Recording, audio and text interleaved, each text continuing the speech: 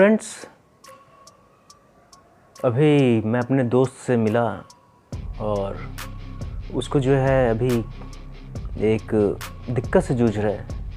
और हो सकता है मोस्टली आप में से भी बहुत से लोग इस दिक्कत से जूझ रहे होंगे, जो है आपका यहाँ जॉइंट्स में पेन और इसका मूव करना बहुत ज़्यादा रिस्की, मतलब बहुत दिक्कत होती है। इसी तरह से आपके जॉइंट्स में पेन, आपके एंकल में पेन, आपका जो पाँव का पंजा है, जितने जोड़ हैं, कुछ लोगों के यहाँ भी हो रहा है।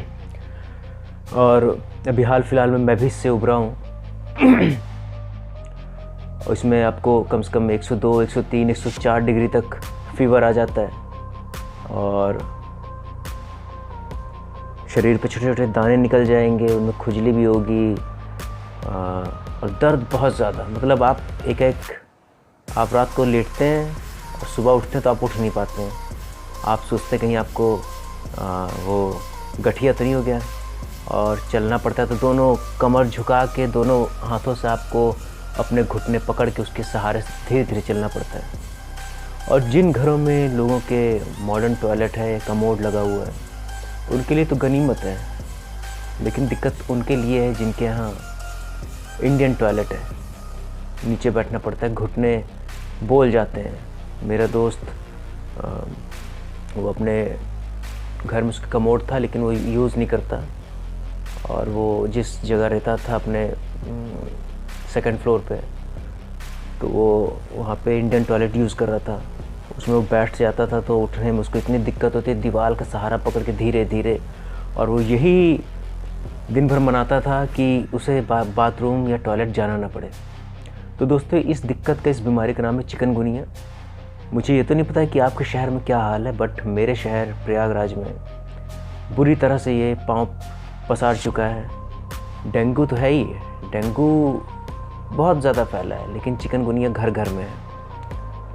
और मेरे घर में लगभग 2-3 लोग इससे अभी उबर चुके हैं।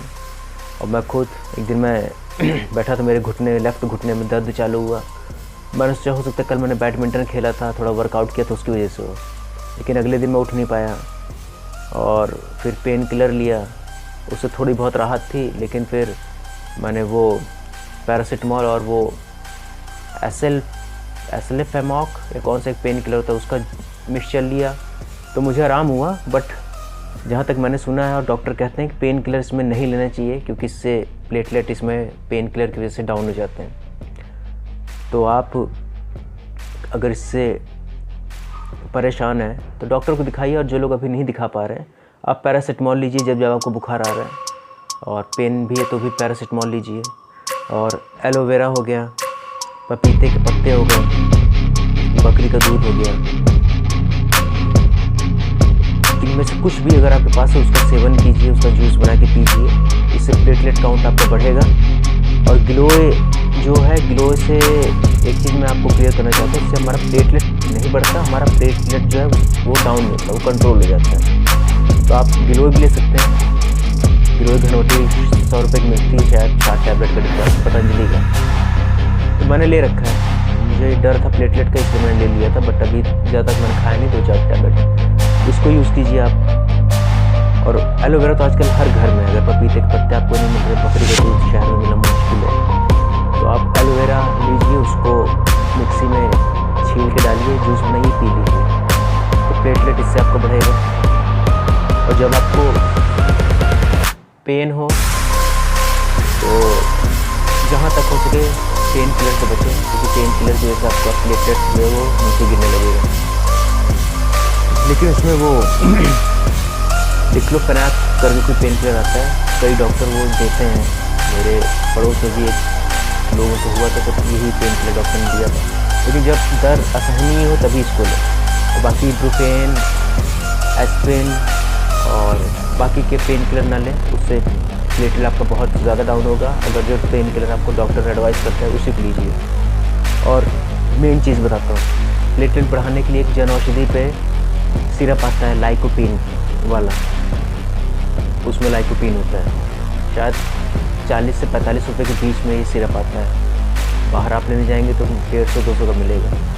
तो प्रधानमंत्री जन औषधि केंद्र से इस सिरप को ले लीजिए। ये आपके प्लेटलेट्स को बढ़ाने में बहुत ज़्यादा हेल्पफुल है। और जब घुटनों में दर्द करेगा तो आप क्या करेंगे, तो जब घुटनों में और जॉइंट्स में, किसी भी जॉइंट में आपके अगर अकड़न आ गई और बहुत तेज़ दर्द है तो सरसों का तेल लीजिए। अगर घर का सरसों का तेल है तो बहुत अच्छा है। उसमें आप अजवाइन डालिए और लहसुन डालिए काट के अच्छे से, और इसको गर्म कीजिए। और जब लहसुन धीमी आंच पर रहे और जब लहसुन काला हो जाएगा तो आप इसको उठा लीजिए हाथ से। और इसमें आपके पास घर में जो भी बाम हो, विक्स नहीं, बाम, चाहे अमृतांजन हो, झंडू हो, टाइगर हो, बाम को अच्छी क्वांटिटी में उसमें डाल दीजिए।